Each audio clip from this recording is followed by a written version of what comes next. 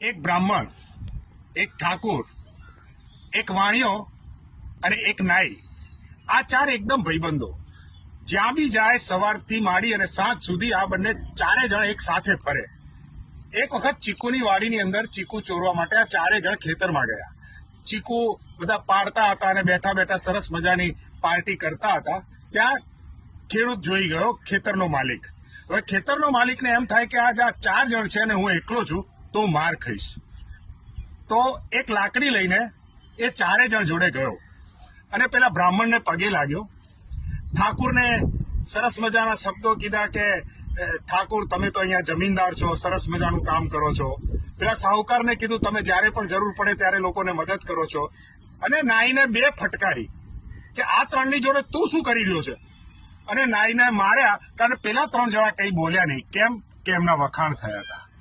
નાઈને માર્યા પછી એક ખેડૂત, એક ખેતરનો માલિક એ શાહુકાર પાસે ગયો અને શાહુકારને કે આ બ્રાહ્મણ છે, એ તો બધે પૂજાપાઠ કરે, સરસ મજાનું ભક્તિનું કામ કરે. આ જમીનદાર છે, એ આખા શહેરને સાચવે, આખા ગામડાને સાચવે. તું આટલો પૈસા વાળો થઈ અને આ કામ કરે છે? એને બે ફટકારી. એટલે એ સાઈડમાં જતો રહ્યો, કારણ કે પેલા બેના વખાણ હતા. પછી એ ખેતરનો માલિક એ ઠાકુર પાસે ગયો કે ઠાકુર, અરે તમે તો જમીનદાર છો, તમારે તો જમીન સાચવવાની હોય અને તમે જ આ કામ કરશો?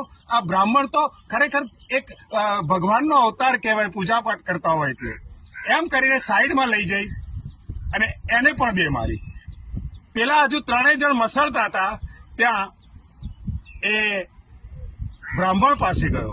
ખેતરનો માલિક બ્રાહ્મણ પાસે જઈને કહે છે, તમને તો સંસ્કાર આપ્યા છે, તમારે તો પૂજાપાઠ કરવાના હોય. અને એને બે લાકડી ફટકારી. ચારે જણ મસળતા મસળતા નીકળ્યા. એ ચારે જણ હવે ક્યારેય ભેગા નથી થતા, કારણ કે એકની પ્રશંસા સાંભળી બીજાએ એને મદદ ના કરી. સાહેબ, અત્યારનું રાજકારણ, અત્યારની પ્રજા આ હિન્દુઓને આ રીતે જાતિવાદ ઉપર લડકાઈ રહ્યા છે અને બધા લોકો માર ખાઈ રહ્યા છે. મહેરબાની કરીને રાજકારણ કે એની કોઈ પણ વાતોમાં આવ્યા વગર શાંતિથી એકતા જાળવશો. સમજો, બિલાડી અને કૂતરા ઉપર એક માણસે પથ્થરો મારે તો બિલાડી અને કૂતરો ભાગી ગયા, પણ મધમાખી ઉપર એને એક પથ્થરો માર્યો. સામૂહિક રીતે મધમાખી એની ઉપર તૂટી પડી અને જતા રહ્યા. આ એક સમૂહની તાકાત છે. સમૂહ મારો. જય હિન્દ, જય ભારત.